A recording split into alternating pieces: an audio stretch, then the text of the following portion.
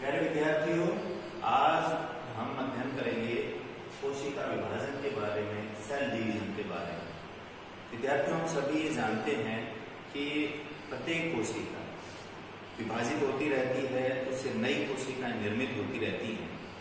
तो किस प्रकार से जनक कोशिकाओं से यानी पेरेंटल सेल से डॉटर सेल की उत्पत्ति होती है, डॉटर सेल निर्मित होती हैं, ये ही प्रक्रिया कोशिका विभाजन कहलाती है। कोशिका विभाजन के द्वारा ही नई नई कोशिकाएं निर्मित होती रहती हैं और जन्म में, मेंटेनेंस में, इन सभी कामों में कोशिकाएं विभाजित होती रहती हैं। विद्यार्थी, कोशिका विभाजन मुख्य रूप से 3 प्रकार का होता है। असूत्री कोशिका विभाजन यानी एमाइटोसिस, माइटोसिस यानी समसूत्री कोशिका विभाजन और मियोसिस अर्धसूत्री कोशिका विभाजन। ये तीनों ही प्रकार के कोशिका विभाजन पादपों में, जंतुओं में इनमें पाए जाते हैं। हम बात करें असूत्री या एमाइटोसिस की, तो जैसा कि इसके नाम से ही स्पष्ट है, इनमें इस प्रकार के कोशिका विभाजन में गुणसूत्रों का विभाजन नहीं होता है।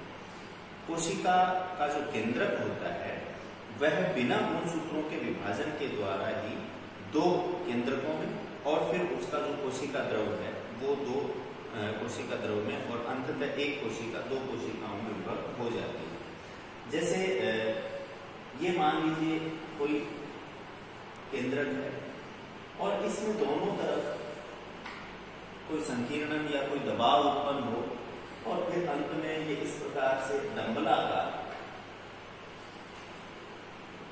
आकृति का हो जाए और अंत में इससे 2 केंद्रक निर्मित हो जाए और फिर इन दोनों के चारों तरफ कोशिका द्रव्य का निर्माण हो जाए। तो असूत्री या एमाइटोसिस जो विभाजन होता है वो मेंटेनेंस के लिए, कोशिका के अनुरक्षण के लिए और संततीकरण के लिए कुछ जो निम्न स्तरीय पादप हैं जैसे शैवाल है या कुछ प्रोटोजोआ है, यीस्ट है, उनमें इस प्रकार का विभाजन पाया जाता है, असूत्री विभाजन। ये विखंडन के द्वारा हो सकता है जैसा कि अभी हमने देखा, या मुकुलन के द्वारा, यानी एक कोई भी केंद्रक है या कोशिका है उससे एक अतिवृद्धि निकले, ये अतिवृद्धि मुकुल कहलाएगी और ये फिर अंत में जाके एक अलग कोशिका का निर्माण कर ले। तो ये तो असूत्री विभाजन, एमाइटोसिस डिवीजन होता है। अब हम बात करते हैं सेल साइकिल की, कोशिका चक्र की। विद्यार्थियों, कोशिका में विभाजन अवस्था और विभाजन की तैयारी की अवस्था एक के बाद अल्टरनेट रूप से, एकांतरित रूप से चलती रहती है। यानी कोशिका विभाजन करेगी और फिर कोशिका विभाजन के बाद विभाजन की तैयारी करेगी, जिसको हम अंतरावस्था कहते हैं, इंटरफेज कहते हैं। तो ये कोशिका विभाजन अवस्था और अंतरावस्था एक के बाद एक अल्टरनेट रूप से, एकांतरित रूप से आती रहती है। ये पूरा का पूरा चक्र चलता रहता है।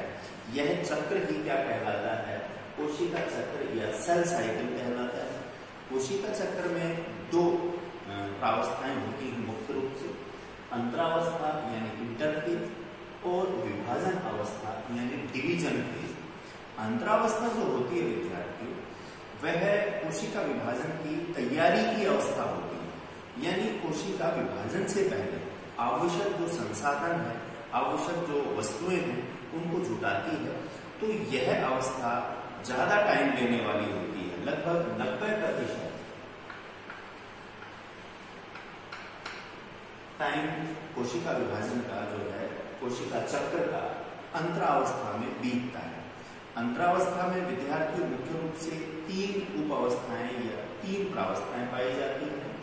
G1 फेज, S और G2। G1 फेज को गैप फर्स्ट या अंतराल प्रथम कहते हैं।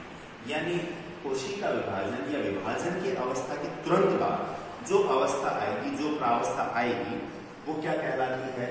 G1 फेज या गैप फर्स्ट कहलाती है। इसमें प्रोटीन का निर्माण होता है, डीएनए के रेप्लिकेशन, डीएनए प्रतिकृतिकरण के लिए जो आवश्यक एंजाइम है वो निर्मित होते हैं, आरएनए का संश्लेषण होता है। लेकिन हमेशा याद रखना विद्यार्थियों कि G1 फेज में कभी भी डीएनए का संश्लेषण, डीएनए रेप्लिकेशन या डीएनए सिंथेसिस नहीं होता है।